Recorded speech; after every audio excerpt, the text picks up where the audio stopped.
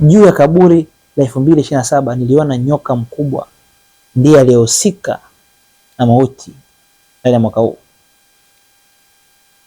kwa ajali mbaya za treni anga, haswa mwanzoni mwa mwaka. Majina yaliyokuwa ndani ya kaburi ni J. Yaani viongozi waliokufa 2027 wanaanzwa na J, na majina waliopokea pia vijiti ni J. Yaani waliokuwa viongozi sasa ni J. Ombea J wako asiwe kaburini, bali apokee kijiti cha kushinda kaburi la 2027. Kwa hiyo ombea J wako asiwe kaburini. Yaani kwa sababu niliona 2027 majina ambayo yanapokea vijiti ni J. Kwa hiyo kama kwenye familia kuna mtu ambaye anaitwa J, anaweza akapoteza kijiti, lakini atakayepokea pia kijiti ni J.